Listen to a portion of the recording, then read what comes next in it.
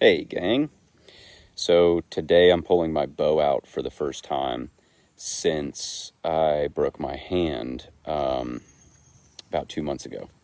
And I probably didn't shoot for a month or two before then, so it's really been 3 or 4 months since I've shot. And so today I'm pulling my bow out for the first time, and I'm going through my notes from last year, and I'm remembering that one of the most important things I learned last year was to develop and practice a shot sequence. So a shot sequence is a series of steps or cues that I'm telling myself mentally or even out loud to reinforce all the different things that I'm doing during a shot and making sure I'm as consistent as possible. So, especially with traditional archery, anytime that you're pulling the bow back, there's a number of things that can change, from the pressure of my bow hand to how my other hand, my string hand, is gripping the string, where my shoulder positioning is, if I'm pulling with my back or with my arms, where my anchor point is and how my anchor point is interacting with my face or my hand or whatever, the string of the bow, the cant of the bow even, right? So the angle that you're holding it, all of these things can change. And if one of them changes, the flight of your arrow can change dramatically. So I think a shot sequence for me has been a really important practice tool, because not only does it give me a chance to check in and make sure that I'm doing things consistently, but I can also diagnose an issue if I have a weird shot or the arrow flies somewhere I don't know or I wasn't expecting.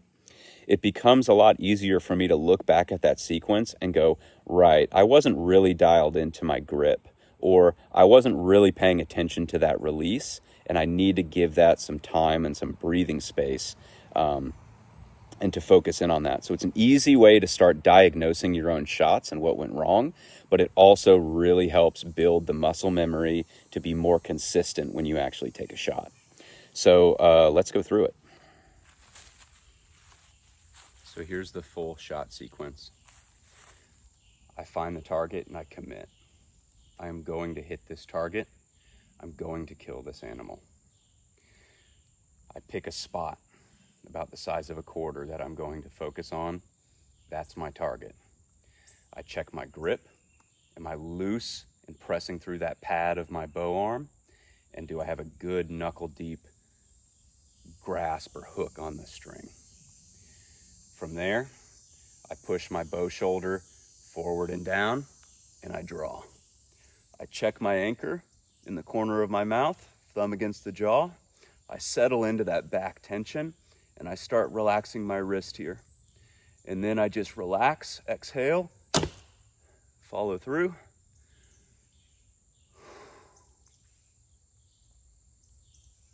So again, I'm really rusty. This is the first time I'm shooting, probably in like 3 or 4 months. And I'm just getting back into this shot sequence too. So it's really helpful because it starts to show me where I'm rushing things and where I'm skipping things. And I remember last year, I'd have patience and focus all the way to the anchor. But then by the time I got to the release and the follow through, I kind of rushed that bit because I was getting fatigued or tired or taking too long in the front, right? And so it just taught me that I could focus on different aspects of that shot sequence. And any part of that shot sequence, if it is off, it's going to change the trajectory of your arrow. So it seems like it's a lot to think about, but that's the point of practicing before you're actually in front of the animal, is that if I can do this every day, have those 7 steps ingrained, and I'm even verbally saying them as I'm practicing, then when it actually comes time to make the shot, all of those pieces should be aligned. And I've noticed that the more I practice this, the more I can condense things down into maybe like 3 or 4 cues instead of 6, So I hope that's helpful.